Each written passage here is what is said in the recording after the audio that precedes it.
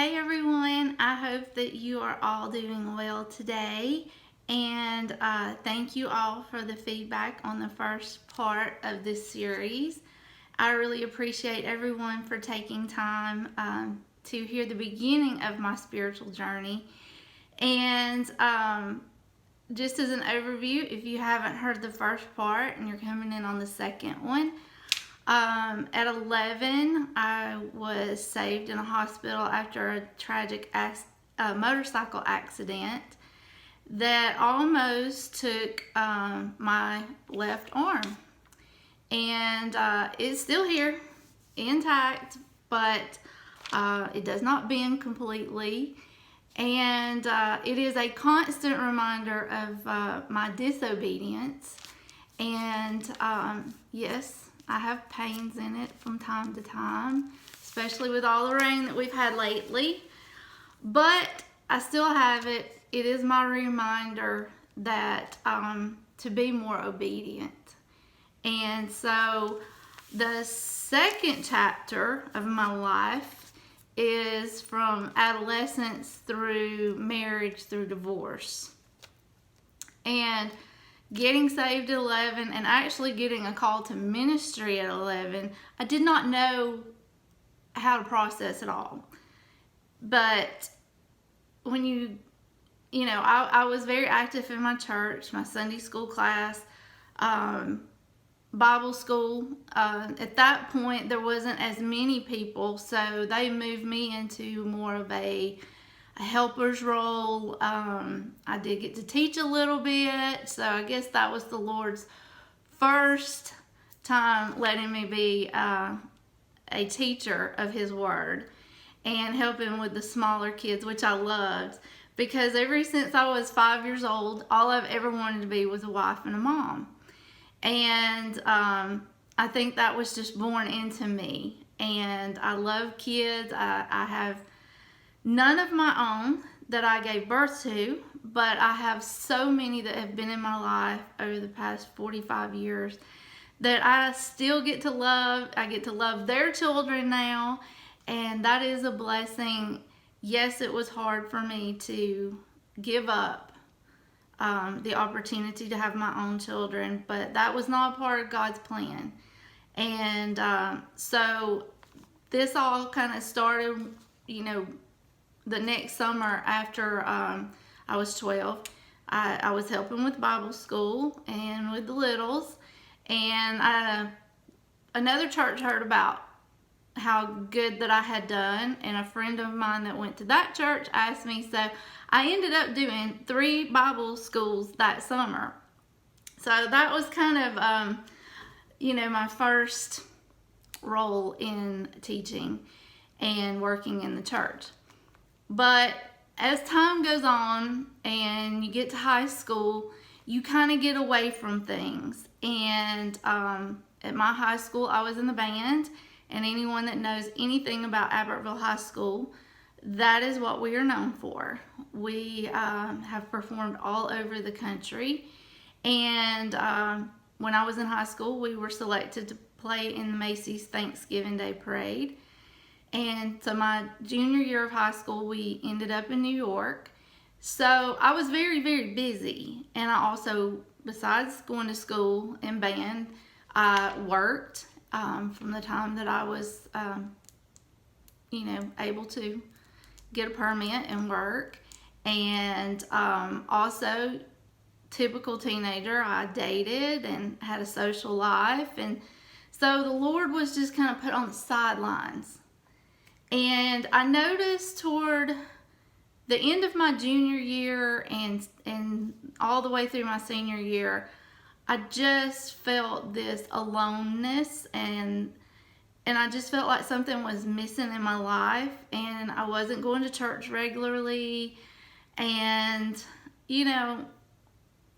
I just felt lost. And one of my friends at school, was like, but you used to be so involved in church, maybe that's what's missing. And they were right. That was what was missing. And so, because I was still really busy through my senior year, I started praying again. And I was like, Lord, you need to lead me. Because my parents didn't want me to get married, but I was engaged to my boyfriend. And I had known him my whole life. And so, he was great. But he was a little older than me. And it was like my whole life was being planned out. And although it was a life that I would have loved and wanted, I had not lived yet. So I was just like, Lord, just help guide me through this time. So shortly after high school, I broke off the engagement and decided that I needed to live a little bit. And so things at home got better, and started to college, still working, so busy. But my friend Christy invited me to her church, and I loved it, and that got me back in with a church family. And everything was just going good. And so when I was in college, I met who would be my husband, and better yet, my ex-husband, my future ex-husband. And at 20, I got married, and I got divorced the week I turned 24. And I knew in my heart that he was not the one, but I wanted to be married at that point. And I guess I wanted to prove everyone wrong, even though I had that tugging in my heart, or as God gives us that gut instinct. I knew that I shouldn't do it, but I did it anyway. And once I took those vows, in my mind, it was, I'm going to see this through. My husband was not the most spiritual man, but he was a good man. But we didn't have a lot in common. There was an 11-year age difference. And so after 3.5 years, we got divorced. And I have, no bitter feelings toward him. We just were not evenly matched. But I learned a lot of great lessons from it. But in the years following the divorce, I was very broken and bitter and upset, and felt like I had disappointed everyone, my family, my friends, myself, that I couldn't make it work. And most of all, I broke my wedding vows to God. And that was a very bitter pill for me to swallow. And I started making a lot of mistakes because, I got married at 20. So I didn't do the typical things that college kids did. So as soon as I got divorced, I went to bars and clubs with my friends and drank way too much, and never did drugs, but to numb out, I drank a lot and I ate a lot. And as you will see throughout my testimony, food has always been the thing that I turn to. And I'm still battling it at 45, but I am in a better place, and that'll come up in later chapters. But I'm divorced, 24. I'm working in a gym, and I'm the marketing manager, and I'm still going to college at night and working during the day and partying on the weekend. And I was full force. Never took time to settle down and take a breath. And I tell people all the time, there was more mornings during about a 2-year period that I would still be slightly inebriated when I would be in church. And the preacher would be preaching on all kinds of stuff, and I thought, well, you can't make me feel any worse than I already do. And I'm probably going to hell as it is, so here we go. So a turning point happened the Sunday after 9/11. And like I said, I was in relationships I shouldn't have been in. I was partying and doing things that I shouldn't have been doing.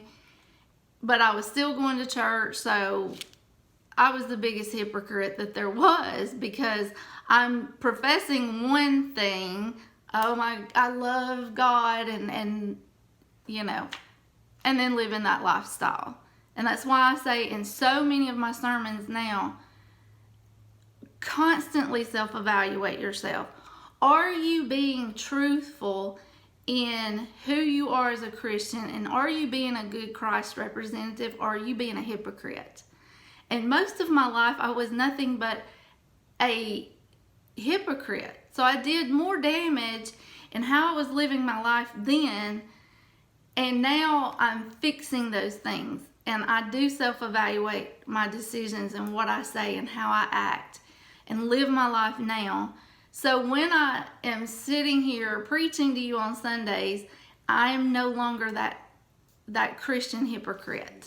I am a truly God-centered woman who's made a ton of mistakes and am healing day by day.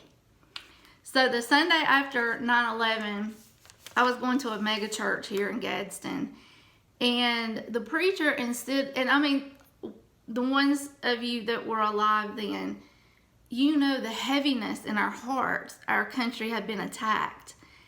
And I needed him to preach the sermon of his life, but instead, this preacher preached on, if you're going to take up a seat in this church, you need to come to the altar right now and pledge a certain amount over your tithe.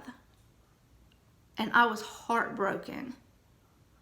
And I got up, and I didn't go to the altar. I went to the door.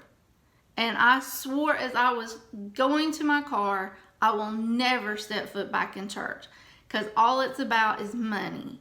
I can be a Christian without going to church. And I was just broken. And here I was, had all this other baggage and brokenness from my relationship with my mom. Was always trying. And that's a whole nother situation. And I, will continue to battle that until either one of us goes home to the Lord. And bad relationships and brokenness from my marriage and the way I was living my life. So I was done. I was just done. And a man that came into the gym every single day, his name was Gary Heathcock, and he was the pastor of First United Methodist Church in Attala, Alabama. And I love Brother Gary. I love him so much, and I credit him so much for my walk with the Lord. And my friend Renee, who I worked with. She was a godly example of how a woman should act and be in relationships and treat her friends and how to carry yourself. And she would get on to me sometimes. And I've since told her how much I appreciate her. And Renee, I love you so much. And she said, but I knew you were a good person. You were just broken. And, she was just Christ representative on call during that time. And she did it in a very loving and caring way. And I can still hear her at times when my sassy attitude and when I just really want to lose my temper, I can hear sweet Renee over here as my little angel on the shoulder going, Brandy Nicole, that's not how you're supposed to act. And I appreciate that. And I try to be that now. You can be a corrector of your friends and loved ones without being preachy and without being mean to them. Don't do it in a demanding, demeaning way. Do it in a very loving and I look at it as enduring and funny how Renee would do. So between Renee and Brother Gary, every day I had a positive Christ representative that tried to draw me back in. And every Monday, Gary would walk into my office and say, I saved you a seat. And I would say, well, you just keep saving them. You never know. One Sunday I might just show up.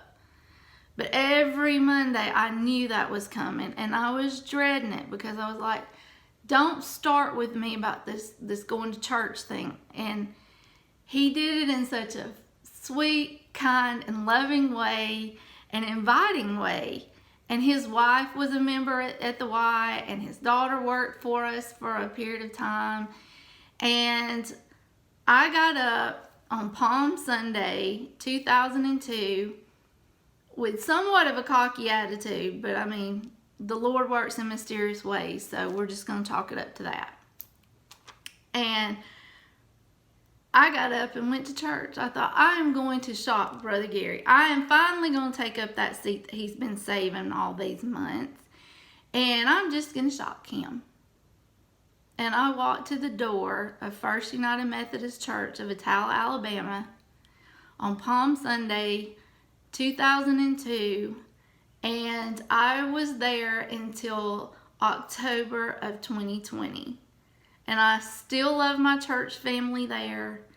I eventually joined the choir. And so coming into that church, I'd never been taught God's love and grace.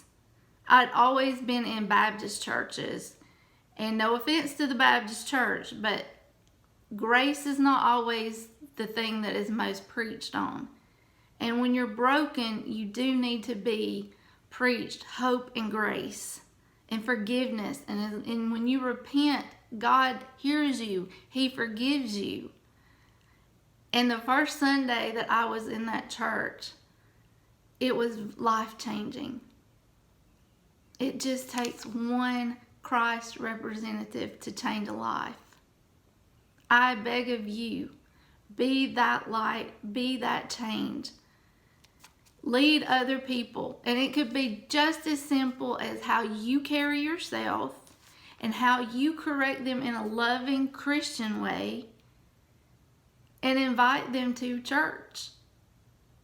And I am so thankful that Gary Heathcock never gave up on me, and that he led me to a wonderful church family for 18 years, and they're still my church family. If I called on any one of them right now, they would be there for me, and they encourage me in my ministry, and I love them all, and I appreciate those 18 wonderful years in that church.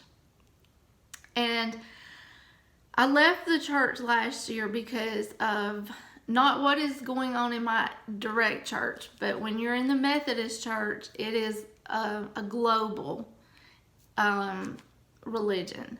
And they're making changes that, in my opinion, and many others, go against God's standard on marriage and serving in the church.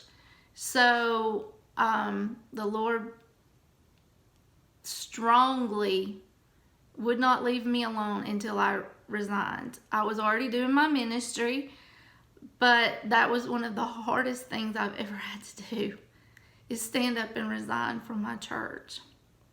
But I love them, and they love me, and they are so supportive. And I was fearful, and the devil put that fear in me, that they're going to turn on you. But a true loving church family will not turn on you. They will love you and encourage you.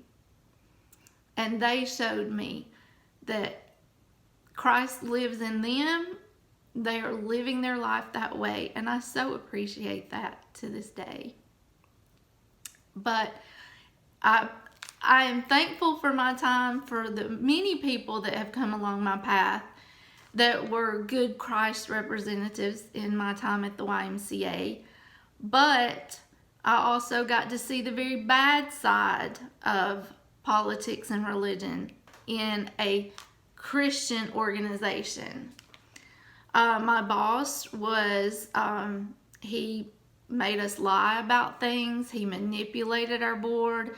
We were not allowed to talk. We were constantly threatened. And he got very nervous because I was doing his job and my job and doing it very well. And he felt very threatened by that. And I was fired from a job that I loved in November of '03, and it broke my heart. But I had such strong relationships that I had formed from that job, and I didn't realize what was coming. The Lord knew. I didn't.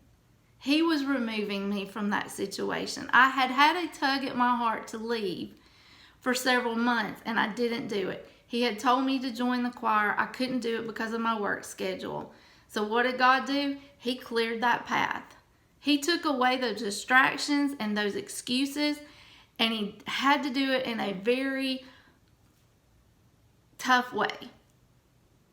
But from the very beginning, I said, Lord, I know that you would not have brought me this far. I had just bought my home. I was 26 when I bought my new home, and just graduated from college in '03. And I thought, Lord, I know I am putting my hope and my trust in you and my faith that you didn't bring me this far to let me fall. And for 6 months, I looked for a job. I had my unemployment and the support of the board of directors at the Y, who wanted me to come back to work, but I didn't want to come back into that environment. And that gave me a chance to join the choir. And during that time, every Wednesday night and every Sunday morning, we would pray about my job situation. 1 week before my unemployment ran out, I had taken a job at the radio station here in Gadsden, and it really wasn't what I wanted to do, but I was happy to have a job. I was supposed to start the Tuesday after Memorial Day, and the Friday before Memorial Day, a lady from our choir, Jackie, called, and she said that they had an opening in the office and that Linda wanted to meet with me. Well, the short version is I did have a job at the radio station, so whether I got this job or not, I was good. But I went for the interview. I was like, what's it gonna hurt? So on Memorial Day 2004, I went in and I interviewed. I got the job, and as of 2 weeks ago, I celebrated 17 years at the trustee's office. There is no doubt in my mind that that was God's plan all along. But he had to clear the path. So there was heartache in losing my job at the Y and not being with so many wonderful people. But it was very eye-opening, because I got to see the good side of people that did care about me and supported me and encouraged me through that time, and my friends and my family. I never went without getting to do something I wanted to do. It was a true blessing to get to have those 6 months of seeing true, good people who did exactly what the Bible tells us to do and how to handle these situations. And since then, I have been able, in my friends' circle, to repay those debts or help others that have gone through similar things. So through that job ending, but getting that connection from the preacher that didn't give up on me, to joining the choir as the Lord had directed me so many months before. And Renee was also part of that, because we went to a program and she told me I need to be in the choir. I was like, I can't sing. She was like, well, I've been standing beside you. I think you need to be in the choir. Well, that was in July, and I joined the choir in January. So the Lord has his ways, his timing, and if we don't always follow his plan and timing, he will disrupt our lives. He will get you there. You may not like how he does it, but he will get you there. So just surrender. When he tells you to do something, you may not understand it. You cannot see how it's going to end, but he's working all things for the good. So, as I said, I've been there 17 years, and I've been through a lot in my 17 years there, but I wouldn't trade it for the world. And I appreciate every step of that journey from my adolescence to the time that I got the job at the trustee's office. My boss is a wonderful Christian woman who leads with integrity, and she runs our office so well, and she is such a leader. I needed, at that young age, I had just turned 28 when I went to work there. I needed to see that. And I needed to see healthy families, and I needed to see healthy marriages and that didn't have constant conflict, because at home I saw a lot of conflict. In my own marriage there was tons of conflict. I did not know what happy marriages looked like, so I got a taste of that, and God just surrounded me with such wonderful Christian people throughout my life. And so I am very thankful for all of that, and for the people mentioned today, my friend Christy Wade, Valentine now, and Gary Heathcock, and Renee Lipscomb Gordon, and my friend Sharon Underwood. I mean, we bonded, and she was one of the first people to reach out to me during that time when I lost my job, and she was my support. And so God has certain timing and certain places where to be, and that may not be where we're supposed to be for the rest of our lives. That is a chapter of our lives, and I'm thankful for each chapter, because along the way, as I call them family, they are my friends who become family. I have collected them. They have taught me so much about how to be a great Christ representative. And I hope that when they see me now, that they know how much I appreciate their examples to me, and how much I truly appreciate them in everything. And I'm just going to go over this just a little bit. I went a little bit further than what I thought I was going to do in this, but I'm just blessed, and I give God all the glory for every step in this journey. And I appreciate each and every one of you for sharing your time, and like I said, for each person that has been on this journey. I thank God all the time for them. Some are still with us and some are not, but cherish each person that has taught you something, even the ones that taught you the bad. Thank God for those, because if you only saw the good side of everybody, you would never understand brokenness in other people. And hurt people hurt people. And so our next chapter is going to be a little bit rougher, and it is the darkest time of my life. But I appreciate your time. I hope you all have a blessed and wonderful day, and just be a good Christ representative. Thank you.